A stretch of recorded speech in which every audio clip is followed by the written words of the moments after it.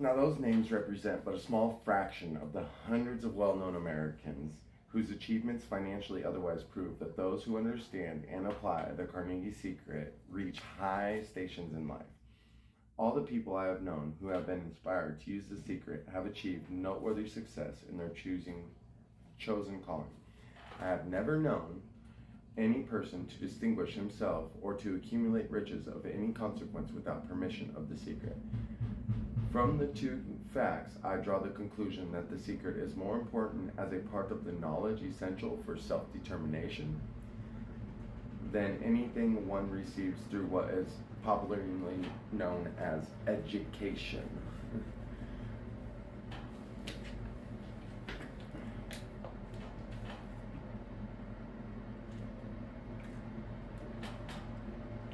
What is education, anyways? As far as schooling is concerned, many of these men had very little. John Wanamaker once told me that what little schooling he had, he acquired in very much the same manner as a locomotive takes on water by scooping it up as it runs. Henry Ford never reached high school, let alone college. I'm not attempting to minimize the value of schooling, but I'm also trying to express my earnest disbelief that those who master and apply the secret will reach high statuses, accumulate riches, and bargain with life on their own terms, even if their schooling has been meager. Somehow, somewhere, as you read, the secret to which I refer will jump from the page, and I stand boldly before you. If you are ready for it, when it appears, you will recognize it. Whether you receive the signs in the first or the last chapter, stop for a moment when it presents itself, and raise your glass to toast your epiphany. Chapter 1 tells the story of my very dear friend who has generously acknowledged having seen the mystic signs and whose business achievements are evidence enough that he turned down a glass. As you read his story and the others, remember that they deal with the important problems of life, such as all people experiences the problem arising from one's endeavor to earn a living, to find hope, courage, contentment, and peace of mind, to accumulate riches, to enjoy freedom of body and spirit. Remember, too, as you go through the book, that it deals with facts and not with fiction. Its purpose is to convey a great universal truth through which all who are ready may learn, not only what to do, but also how to do it, and receive the needed stimulus to make a start. As a final word of preparation, may I offer one brief suggestion that may provide a clue to recognizing the Carnegie secret. It is this: all achievements are earned riches. All achievements, all earned riches have their beginning in an idea. If you are ready for the secret, you already possess one half of it. Therefore, you will readily recognize the other half the moment it reaches your mind.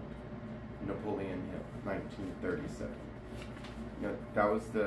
That's the preface to it, and that's Napoleon Hill's. He was talking to you directly. That was 1936 and 35. And Napoleon Hill was writing that to us to let us know about how to use our brains properly and how to better ourselves.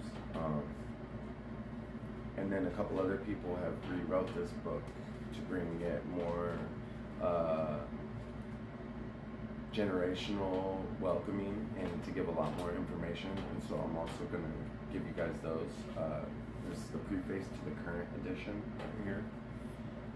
And all the people that rewrote it, they rewrote it and still gave all recognition to Napoleon Hill, as I do. This is him, and I just want to get his word out to other people and get his information into your guys' hands, because if you guys could use these secrets in your everyday life and start utilizing them every day, it'll change your world right before your eyes. When Think and Grow Rich was published in 1937, it was acclaimed as one of the great inspirational books of its time. Together with Dale Carnegie's How to Win Friends and Influence People and Norman Vincent Peale's The Power of Positive Thinking, it became essential reading for men and women who pursued success in their lives and careers. Now, this is In 1937, a #1 bestseller. Like, over 15 million copies of this book have been sold. It became a roadmap for many millions of people to escape the poverty of the Depression era and gain prosperity for themselves, their families, and in many cases, their employees. Who was Napoleon Hill, and what was the source of his philosophy? Napoleon Hill was born in a poor family in 1883 in a one-room cabin in rural Virginia. He was orphaned at the age of 12 and brought up by relatives.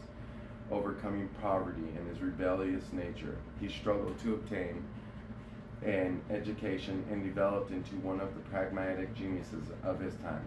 Age 13, he started his writing career as a stringer for small town newspapers, a reporter who wrote items and stories about happenings in the area for pennies a line. Perhaps because of his own struggle to overcome poverty, he became obsessed with why people failed to achieve true financial success and happiness in their lives. To earn a living, he chose to pursue careers in both law and journalism.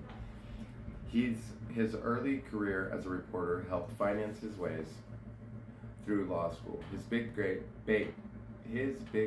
came when he was given an assignment to write a series of success stories of famous people.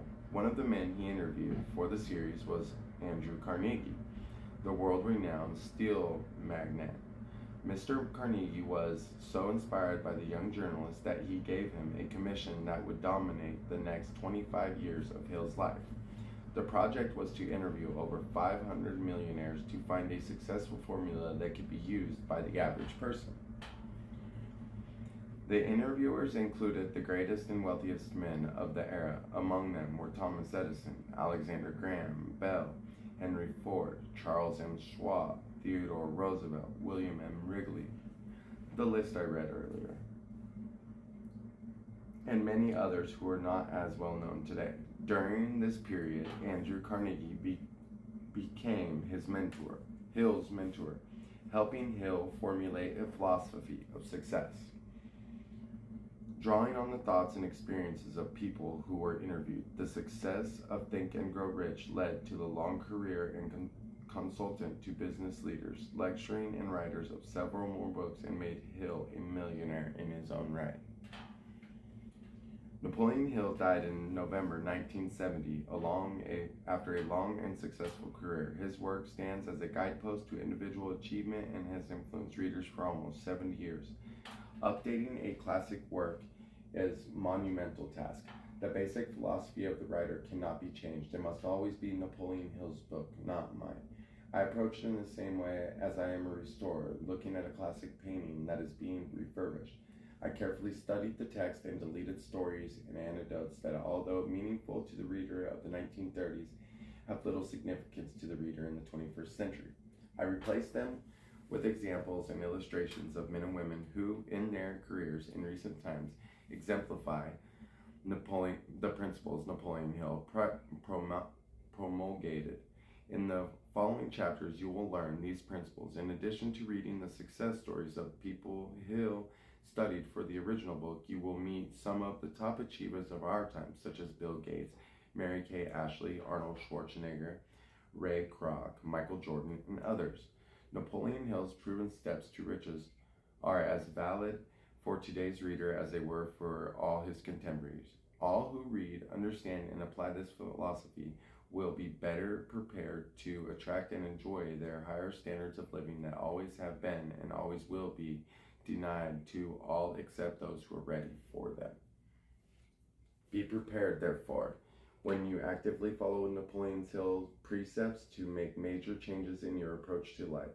It may pay off in enabling you to enjoy life of harmony and understanding, as well as setting the stage for you to join the ranks of wealthy people. Dr. Arthur J. Peel.